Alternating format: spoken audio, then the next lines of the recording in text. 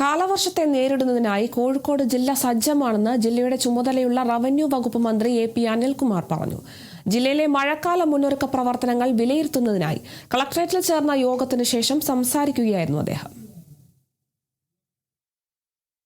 ജനങ്ങളുടെ സുരക്ഷയ്ക്കും സേവനങ്ങൾ ഏറ്റവും കാര്യക്ഷമമായി അവരിലേക്ക് എത്തിക്കുന്നതിനുമാണ് സർക്കാർ പ്രാമുഖ്യം നൽകുന്നത്. ഇതിനായി വിവിധ വകുപ്പുകളുടെ സഹകരണവും ഏകോപനവും യോഗത്തിൽ മന്ത്രി ആവശ്യപ്പെട്ടു. മഴക്കാല മുന്നൊരുക്കങ്ങളുടെ ഭാഗമായി മുഖ്യമന്ത്രി വി.ഡി. സതീശന്റെ നേതൃത്വത്തിൽ കഴിഞ്ഞ ദിവസം ചേർന്ന സംസ്ഥാനതല യോഗത്തിന്റെ തുടർച്ചയായാണ് ജില്ലാതല യോഗം നടന്നത്. അടിയന്തര സാഹചര്യങ്ങൾ നേരിടാൻ വില്ലേജ്, താലൂക്ക് തലം മുതൽ ജില്ലാതലം വരെ പ്രവർത്തനങ്ങൾ ഏകോപിപ്പിക്കേണ്ടതുണ്ട്.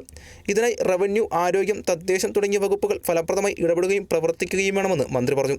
ഏത് സാഹചര്യം ഉണ്ടായിക്കഴിഞ്ഞാലും ആ സാഹചര്യത്തെ നേരിടാനുള്ള തയ്യാറെടുപ്പ് ജില്ലയിൽ ഇന്ന് തയ്യാറാണ്. ആ രീതിയിൽ ഇന്ന് ഓരോ ഡിപ്പാർട്ട്മെൻറ്റ് അവെയറാണ് ഓരോ കാര്യത്തെക്കുറിച്ചും.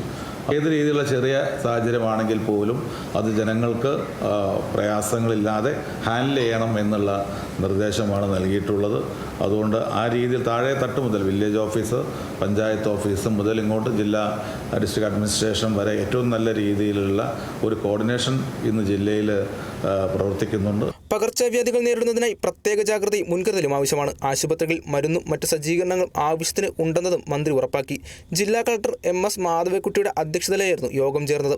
Sub collector S. Gautham Raj, city police commissioner Merin Joseph, rural SP. T. Farash, ADM P. Akhil, assistant collector Malavika G. Nair, ദുരന്ത നിവാരണം ഡെപ്യൂട്ടി കളക്ടർ എം. സാജിദ്, വിവിധ വകുപ്പ് തല ഉദ്യോഗസ്ഥർ തുടങ്ങിയവർ പങ്കെടുത്തു. Kerala vision news, Kozhikode.